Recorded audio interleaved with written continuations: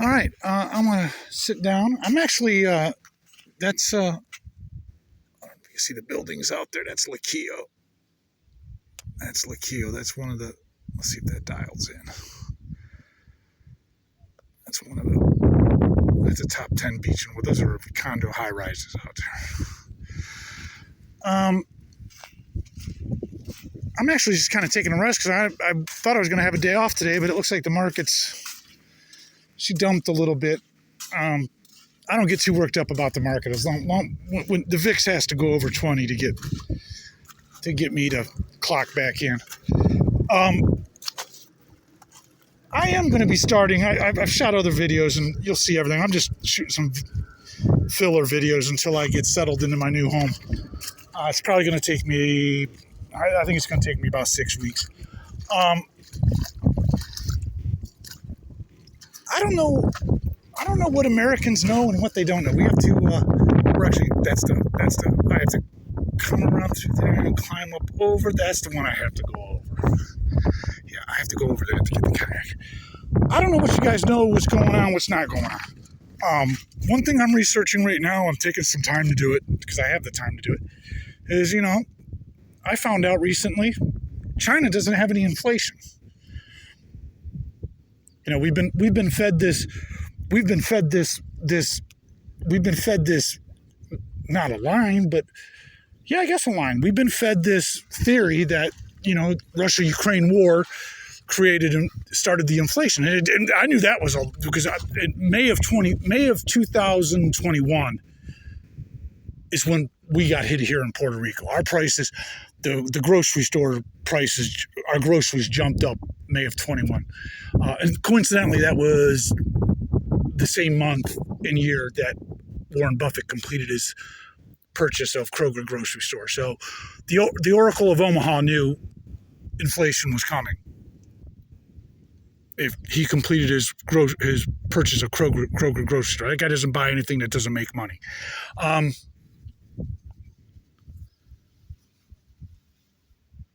Yeah, so I'm researching this, and what I'll discuss this. It's going to be a segment, and we'll get into the details.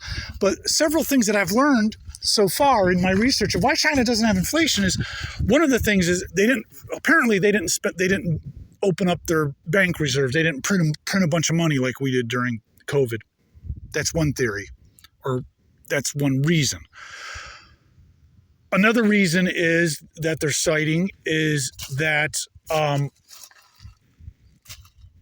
China makes their own stuff, right? I mean, if they're the factory for the world, they're not shipping anything, and we're paying for the rest of the world. The rest of the world is paying for the shipping costs, and so that leads into the third reason. And this is what I read. Don't Google me. Google my numbers, Google my quotes, Google my research, whatever you want to do. That's El Yunque. That's El Yunque out there. That's the big famous mountain. Taino Indians. Taino Indians. Those were the Caribbean Indians, native Indians that were here before Spanish took over. Okay, so China is shipping stuff over in containers. They're loading up containers, and they charge $20,000 for, this is what I read. They charge $20,000 to fill up a container. The real, like you see them on boxcars. They got, what do they call that now with trucking? They just take them off the train and they put a carriage axle on it, and the truck semi pulls it. Intermodal. China charges $20,000 to fill one of those.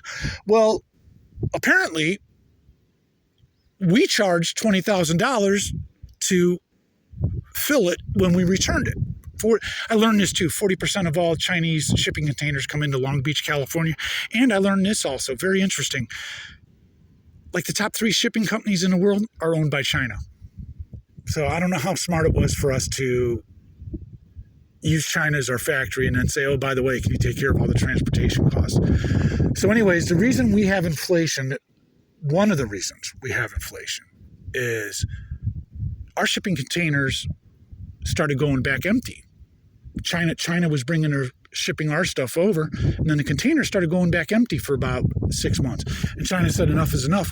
We have to charge $40,000 to ship our containers out if we have to bring it back empty. If we're not catching 20,000 at Long Beach coming back, we have to charge $40,000 to ship a full one out to bring it back empty. So that apparently is one of the reasons.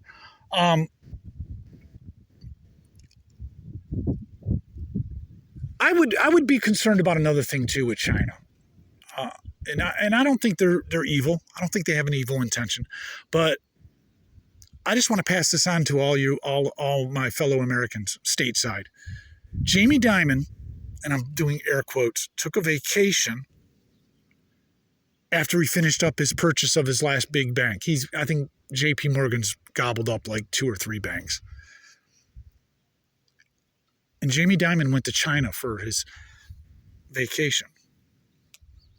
A week later, and he came out a few days ago and said he's made 2 quotes in the last week. I'm not buying any more banks. But in between buying these banks and saying I'm not buying any more banks, he took a vacation in China. That's something we're going to keep an eye on. The purpose of my website is going to be that, again, I stated it in my opening video, there's a disconnect between the U.S. stock market and the U.S. economy.